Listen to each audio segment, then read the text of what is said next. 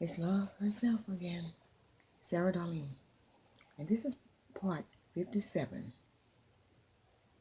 Okay.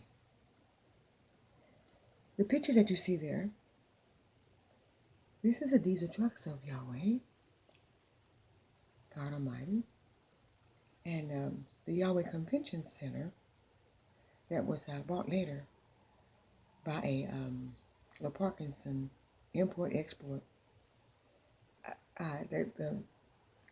They're on that property. The Parkins is in that, the building where the convention center was, and this is where the diesel trucks are parked. Back in the day, they were parked in front of the convention center that the Parkins are in right now.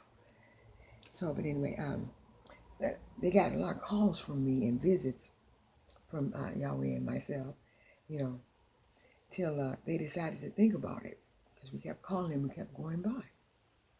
So to tell them the same stories we told the other people, you know, that the other buyers, you know, we told them the same story that we said about the what the realtors had done, you know, to gain Yahweh's property.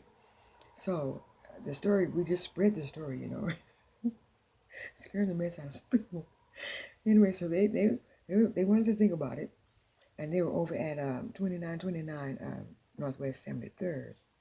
Then when Pops Yahweh let the place, he just decided to let the place just get haunted, and so this ran them up out of there.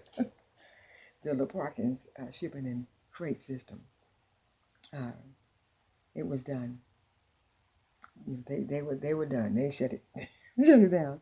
So it's been empty for a while.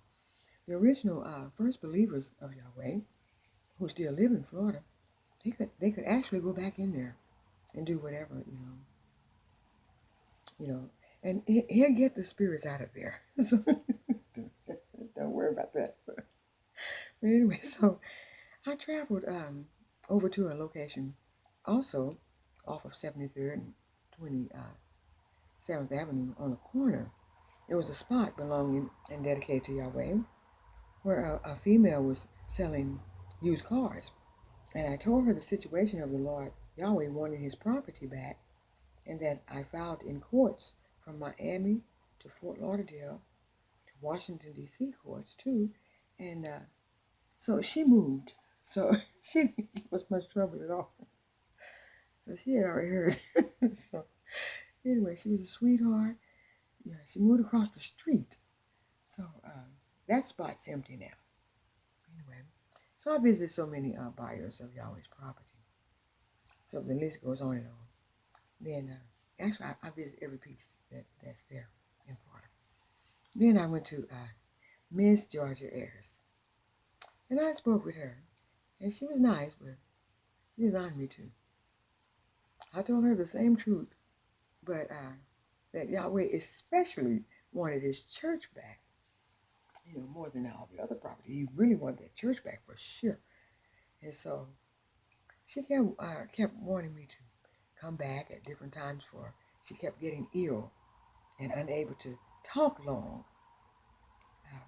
But me, myself, being from out of town, I didn't, have long to wait.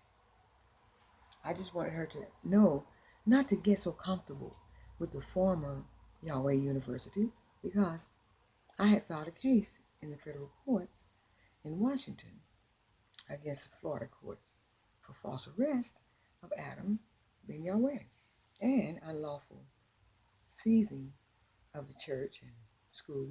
And so after about 4 meetings set up with Miss Ayers, I got with her, and she later decided to call the law on me.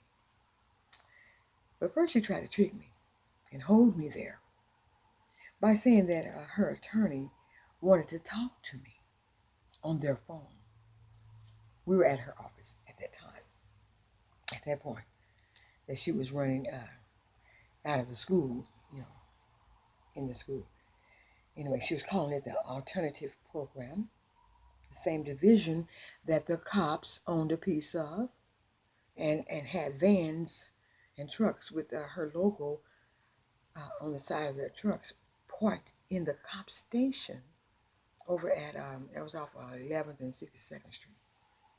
So they got what they wanted. They got what they wanted after all. The cops. It was them. It was them. And so they owned Miss Ayers too, and the old university. Anyway, so part of God, Yahweh and Son Yahweh's $1 million property. That's what they wanted. So I answered her attorney's call. Her secretary gave me phone. And so it was Mr. Richard Scruggs, the prosecutor, who won the lying murder case against son Adam Ben Yahweh. So I gave him a piece of my mind. Calmly, though, you know.